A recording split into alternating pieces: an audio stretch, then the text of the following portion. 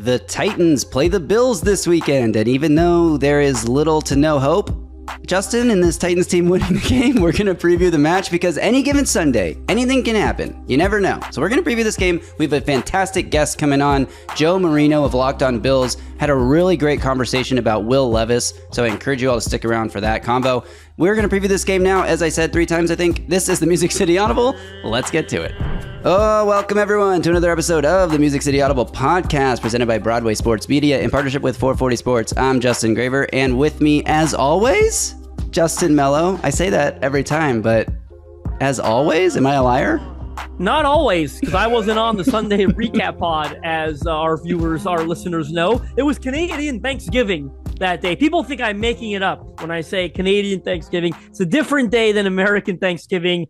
And let me tell you, I had a wonderful, wonderful Canadian Thanksgiving. I didn't watch the Titans live, so that already made it a great Sunday, better than most Sundays.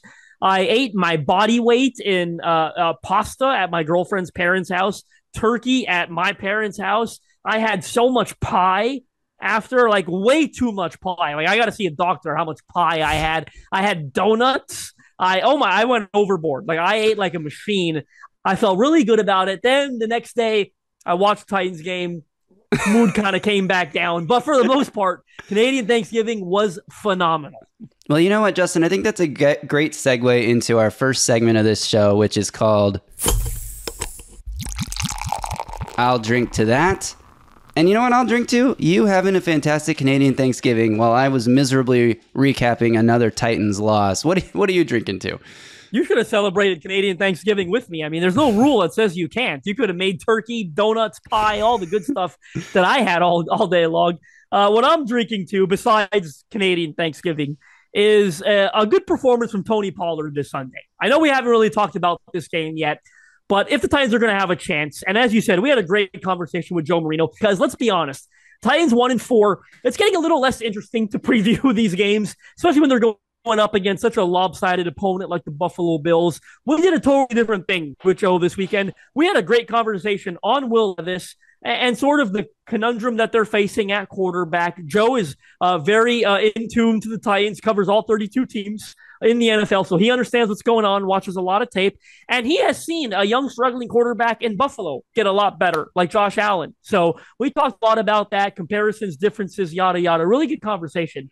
What I'm drinking to, and I got a little long-winded there, if the Titans are going to have a chance in this game, it's riding Tony Pollard. Okay, that's what I'm drinking to. The Buffalo Bills, yes, they're a great football team. They have the 10th worst run defense in the NFL. You saw Derrick Henry absolutely carve them up a couple weeks ago in a 35-10 win for the Baltimore Ravens. Right now, the Bills, more than 140 rush yards allowed per game, 140.2. You mentioned Derrick Henry, but how about Breece Hall, who had been struggling like crazy this entire year? He was great. Explodes for over kept the 100 Jets in yards. That game. So did Aaron Rodgers, but kept the Jets in that game. Primetime game went down to the wire. Houston Texans beat the Bills a couple weeks ago. Josh Allen was 9 of 30. There are going to be opportunities for the Titans to stay alive in this game and compete. It's all going to come down to execution. Big part of that to me is riding Tony Pollard. You understand you're trying to limit the mistakes your quarterback's making right now, not playing with a ton of confidence. As much as we see Will Levis come out and just ball out, have a great game, I think the more realistic scenario is they try to ride Pollard. I'm not expecting to see Tajay Spears in this game. We'll see how that ankle's feeling as the week goes by. But Rap Sheet reported that Spears is probably not going to play in this game already. So, yeah, he called them week to week. But Callahan was a little less certain, it felt like, in his press conference on Monday before practice. But I'm not expecting him to play. We'll see how it goes. But my observation is this is going to be a Tony Pollard game. Not splitting any reps, carries, yada, yada. I think you see very little of Julius Chestnut. But for the most part, if the game is close, this could be Tony Pollard's biggest workload of the season. I'm drinking to riding him to an unlikely victory. I'll drink to that. Brought to you by Sinkers Beverages, the premier wine, spirits, and beer store in East Nashville, serving the community since 1985. Their knowledgeable staff is proud to help you with large parties, themed events, or finding something unique for a special occasion. From birthday parties to milestone celebrations to everyday moments, Sinkers can help with the right drink for every occasion. If you head to the sinkersbeverages.com website or check the link in this podcast description, you can join the In-Crowd. In-Crowd members get access to allocated wines and spirits, exclusive events, early access to barrel releases, and more. Plus, Sinkers Beverages is on Uber Eats. All right, Justin, I think here's what we should do. We should bring in our guest now, have this fantastic conversation with Joe Marino, let the people hear it. Then we'll come back, we'll hit Surging Performer and our game predictions for this one, and then say goodbye. So without further ado, I think it's time to welcome in our guest, Joe Marino, friend of the podcast and host of Locked On Bills. Joe, thanks for joining us again. How's it going? What's going on, guys? Good to be with you. Excited for Sunday? Yeah, we are excited for Sunday to come and go, I think. We're not excited for Sunday to get here, but that's just the life of a Titans fan in 2024. Joe, let's dive right into this matchup here, starting with the news that came out earlier this week. Amari Cooper is a Buffalo Bill.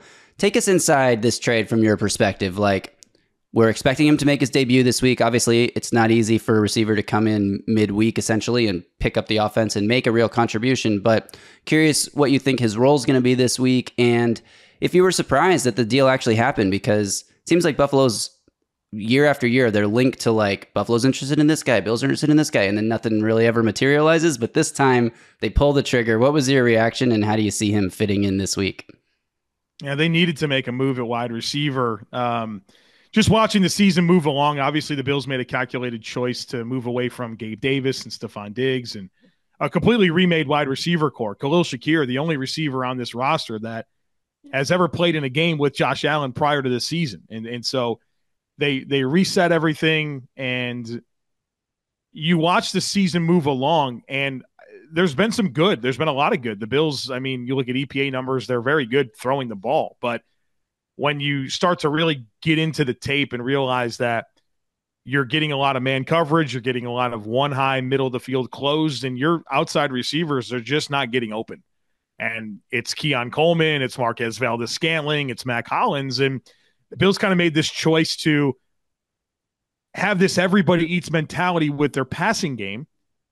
And you think Dalton Kincaid, Khalil Shakir, your middle of the field guys, Curtis Samuel's your X factor. And then you have these big-bodied perimeter threats that can win leverage battles, and they weren't, right? They just weren't. And so as teams started to clog the middle of the field and say, we dare you to beat us with your outside receivers, we don't think you can.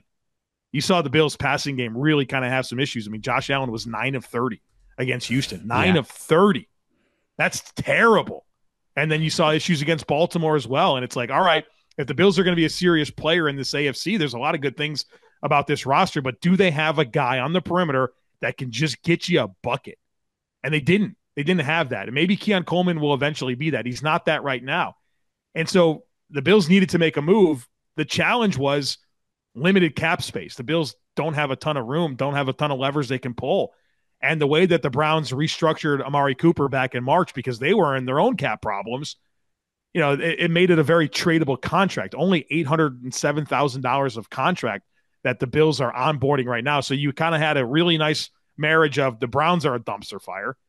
They need to get assets. Amari Cooper is an expiring contract for them. It's a tradable contract. And the Bills had a good amount of 2025 capital. They still have a 1, 2 2s, and 3 4s right now after trading away the 3 for Amari Cooper. So you kind of had this perfect marriage. And quite frankly, the Bills needed to get a guy to elevate this passing offense and give Josh Allen a guy on the perimeter that can get a bucket to complement Kincaid, Shakir, and some of the other weapons that they have. It's funny, Joe. I heard you say the word terrible in that sentence, and you are going to see some terrible quarterback play on Sunday. And that kind of brings me to my next question. Will Levis is really struggling right now, to say the least. Any Titans fan who's still clinging on to hope that he might figure it out often cites Josh Allen. As you and I both know, all quarterbacks that start their careers poorly eventually turn into Josh Allen. They all end up figuring it out and becoming one of the better quarterbacks in the NFL. What were Allen's biggest struggles early? You know, for Levis right now, and I know you watch all 32, so you're very aware. It's the boneheaded turnovers. The pocket presence is not good. He's often holding onto the ball, not trusting his eyes, occasionally drifting into pressure. I think Titans' O-line is not great. He's made it look even worse than it is. He's not pulling the trigger when he sees stuff. What was some of the stuff that Josh Allen struggled with early? And a total honest evaluation, do you think there's any hope from what you've seen with Will Levis? Well, I think for Josh Allen, early in his career, he was just very underdeveloped. Farm kid from California. He didn't do 7-on-7 camps, right? He didn't do any of the things that the prestigious 5-star quarterbacks do. I mean, he had to beg his way to even have a chance to play at Wyoming, right? He went to community college and wrote an email to every coach in the world and said, please give me a chance. Here's my highlights. And he got 2 offers. It was like Eastern Washington and Wyoming. And so he just was underdeveloped. And so mechanics were just goofy, and reading defenses and all of that just took time. And Josh Allen took a lot of ownership in his career and digitally mapped out his mechanics to figure out the right way to throw a football, and certainly has become more of a student of the game, and he's developed. And I think the Bills have done well to build around him and have the right plan for him to unlock his potential, right? So I think that's what went into it. Josh Allen had plenty of issues with decision-making and accuracy, but you had to ask yourself, well, why? Well, he has issues with the decision-making because he's never been groomed to be this type of quarterback, and he has issues with accuracy because his mechanics are bad. And so he took ownership and figured those things out, and the Bills, he was in a good situation for the Bills to build around him. And so I think that's how you get to this point. For Will Levis, I mean, there's a lot of things that I like about Will Levis. Got a great frame. He's built like an action figure. He's a competitive guy. You love the way he can run the ball. He's got a big arm. The problem is that I just don't think he has any confidence right now, and I don't think he's in a good scheme to unlock the best of his abilities. And certainly he's been an uneven player, but you just look at him as, all right, this is a moldable piece of clay that can do everything. It's just a matter of, can we get the right stuff around him? And I have a lot of questions about if a West Coast offense under Brian Callahan is the right place to unlock what Will Levis is. And I think the good news for Tennessee is they've given him an opportunity, and we'll see how long that continues. But at the end of the day, it's a second-round pick, right? You're not like married to this guy. And so I think it's probably frustrating for Titans fans is they've invested a lot in this roster. There's veteran receivers. They got young offensive line talent with a big-time offensive line coach, Tony Pollard. Defensive talent for sure, right? I mean, the defense has been really good this year. And so you're like, okay, if the quarterback could hold his head above water, maybe you could be a decent team. Yeah. And it's really kind of holding them back. And I mean, just metrically, Will Levis has been awful, right? And so I'm concerned that Tennessee is going to be the right spot for him to unlock his potential, because I don't think it's a good scheme fit. And I think Will is losing confidence. I had a great conversation one time with Jordan Palmer, who's quarterback's coach, actually Josh Allen's quarterback's coach. And he said something that really stood out to me. We had this big conversation about quarterback development, and he started off by saying, he said, first of all, teams bust players more than players bust teams. And it's hard to look at the situation in Tennessee and feel like there's not enough around Will Levis for him to be successful. And so that's why I go back to the scheme. I just don't think a timing-based offense is going to lend itself well to Will Levis, but I just don't think he's playing with any confidence. The Callahan's talking about there being deep throws available. He's not throwing it. He's obviously turning over the ball a ton, a lot of boneheaded mistakes. He's not going out there being confident. And the common denominator, and Jordan Palmer said this, the common denominator for every high-level quarterback in the world is that they're confident. And I just don't feel like Will Levis has that. And part of that's his own fault because of the way he's played the game. But also, I'm not sure that this style of offense is tailored well for what Will Levis does. It's so interesting, right? Because Brian Callahan came here, Graver, and you could attest to this. Like, he clearly said part of the reason was Will Levis, right? Like, he's like, I think we've got a quarterback that I can build around and kind of install an offense, a guy that I think I've got my franchise quarterback on the roster as part of the thing that attracted him to the job to begin with. Sounds like a football coach, Justin, right? I mean, that's what they do. Every coach says, hey, I can figure it out, and I can do it, right? I mean, this guy's got all the physical upside. I can teach him everything else, right? That's the arrogance of not just Brian Callahan. It's football coaches in general, man. That's what they do.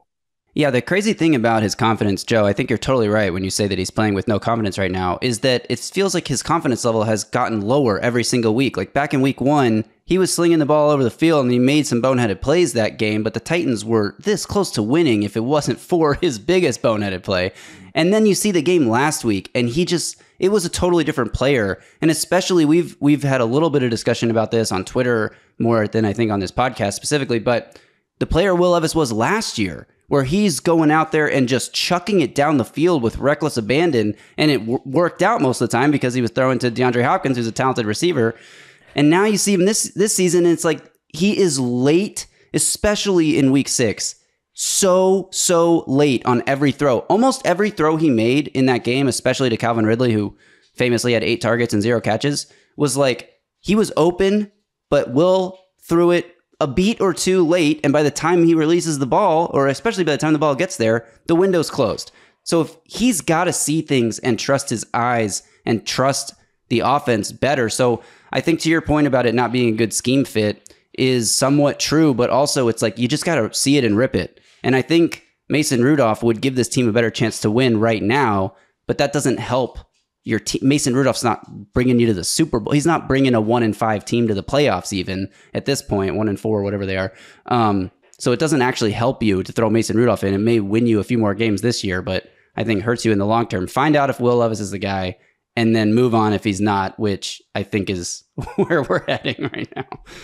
Yeah, you gotta let him fail forward, right? And find out, right? I think that's you've unfortunately built the opportunity to do that.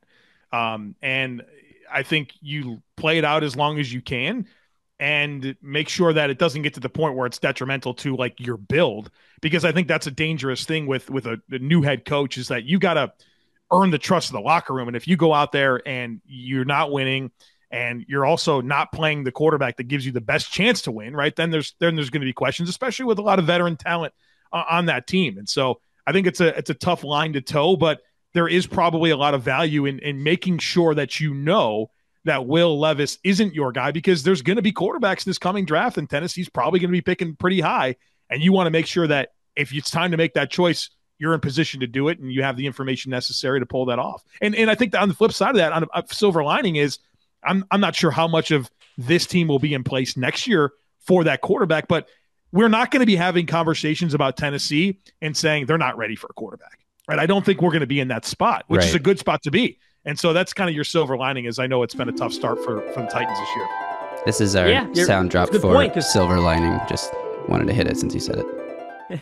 Yeah, good point, because they've got the left tackle, they've got the left guard, they've got the center. Calvin Ridley's going to be under contract. Like the defense, mostly of Jeffrey Simmons, Tavondre Sweat, Roger McCreary, L'Jarius Sneed, Brownlee, Landry. They're going to have guys. So we'll see how it goes. But look, Joe, that essentially does it for our questions. In closing, as you know, friend of the pod, we tend to close out with the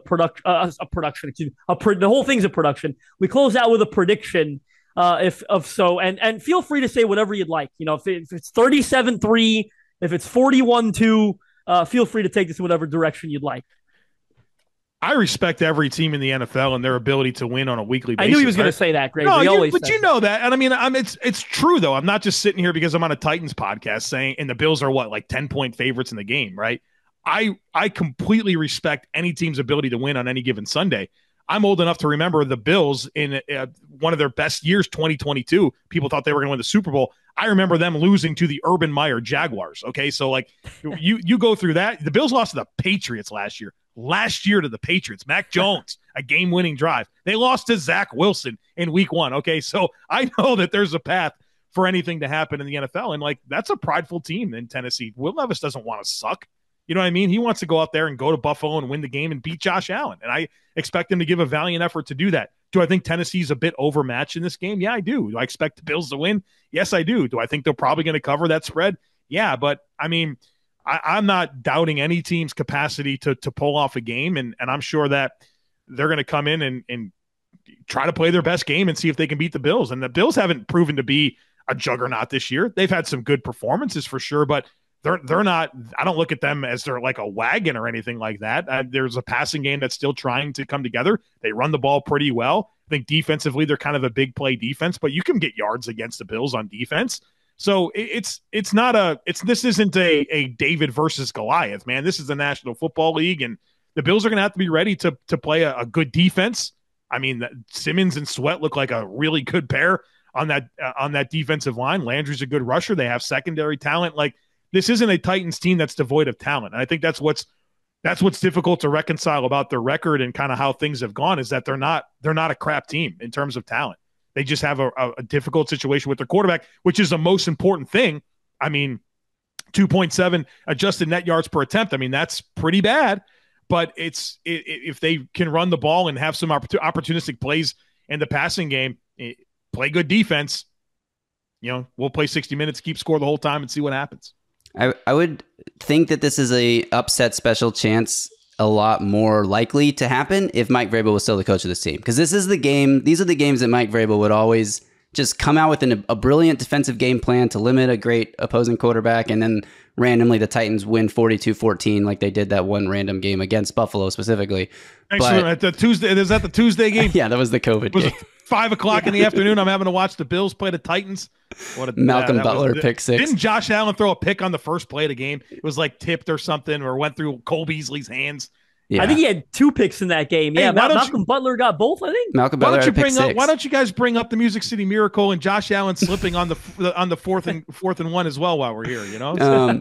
Because it's all we have right now, Joe. We have nothing else. But having said that, I would be absolutely shocked if the Titans are competitive in this game. This is the largest point spread of the entire week. You mentioned that. Bills -9. So of all the games on this Week 7 slate, this is supposed to be the biggest blowout, and it probably will be, unless a different Titans team than we've seen for the first 5 games shows up. I will say 3 of the Titans' 4 losses have been 1-score games, so like maybe there's some hope that it'll be close, but they also haven't played a team as good as the Bills yet. And I know the Bills have their warts and they're banged up and whatever, but I don't know. I have zero hope for the Titans for the rest of this season, but especially in Week 7.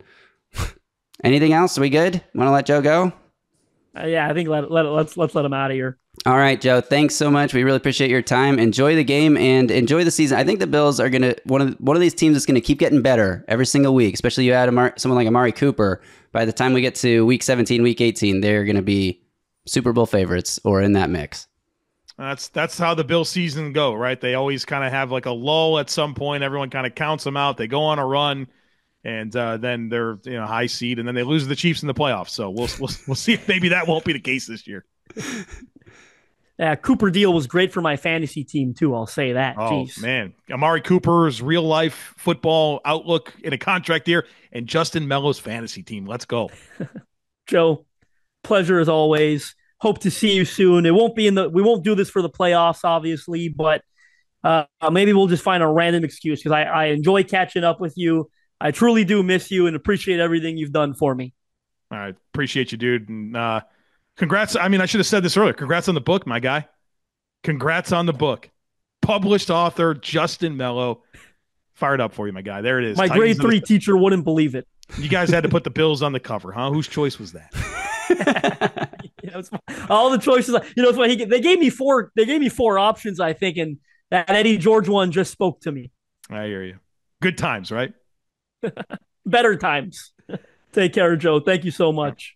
Thanks, guys.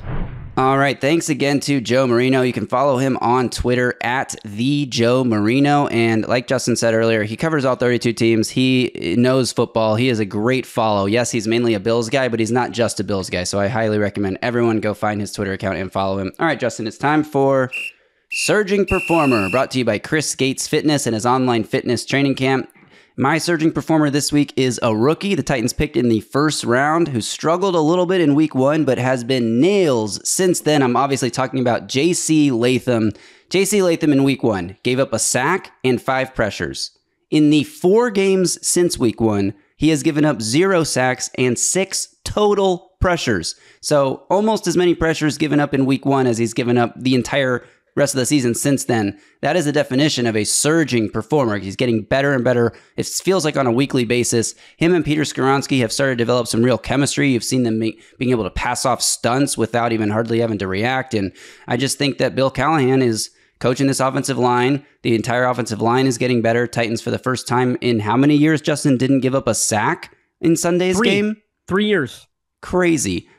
So my starting performer is the entire offensive line, but specifically J.C. Latham. I think the Titans draft class looks phenomenal right now. 6 games into the year, 5 games for the Titans, but 6 weeks into the year with J.C. Latham, Tavondre Sweat headlining the class, but Jarvis Brownlee Jr. has also been excellent. So if you get 3 high quality starters out of a draft class, that's an awesome haul, and I think that the Titans are heading towards having something like that. So, but J.C. Latham for this week, Surging Performer. Surging Performance is brought to you by Chris Gates Fitness and his online fitness training camp, which is a monthly fitness program designed specifically for football fans, and you will not believe how much comes with an online membership to the online fitness training camp. Chris has been coaching people for years. He's a massive football fan, and he's created a whole community around this sports and fitness lifestyle that helps people achieve their goals while connecting with a community of sports fans. So for me, my issue has always been being held accountable. Nobody holds me accountable when I start a workout plan.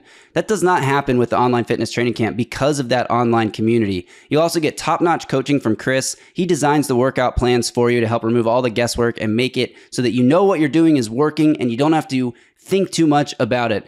The best part is training camp is centered around sustainable results, which means no crash diets, no extreme routines. As I've said before, you can still drink beer, you can still tailgate at football games in the fall. Maybe you're not tailgating as much at Titans games, but there's other sports that you can tailgate at. And training camp will teach you how to get away with this and still make progress.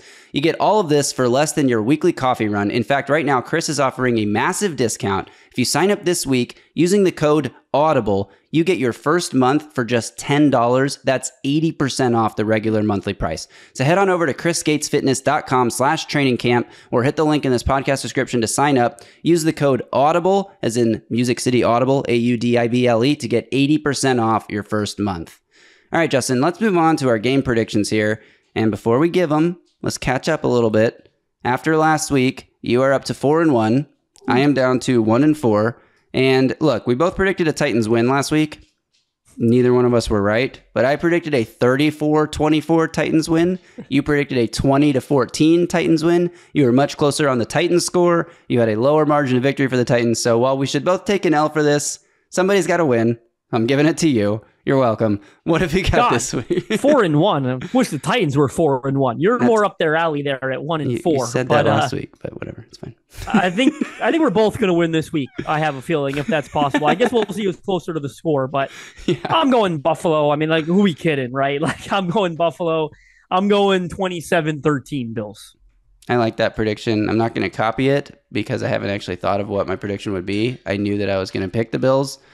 Let's think this through a little bit. So the Titans defense is decent. They're working in Amari Cooper. He's not going to have a huge game, but he's probably going to make a few plays. He's probably going to moss L'Jarius Sneed a couple times like Michael Pittman Jr. did.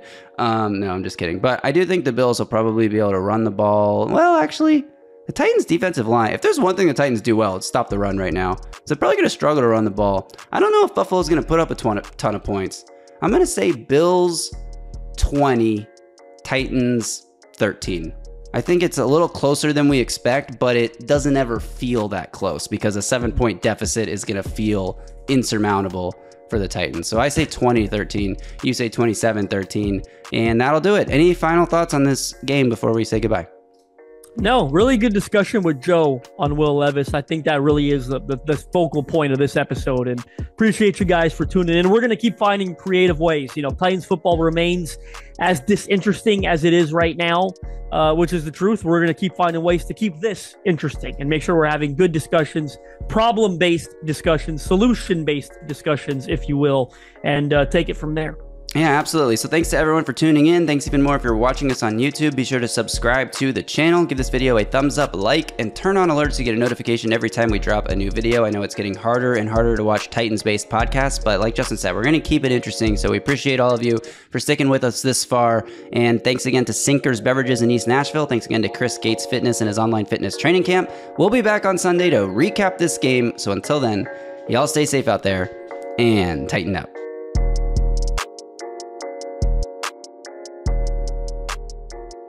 A Broadway sports media production.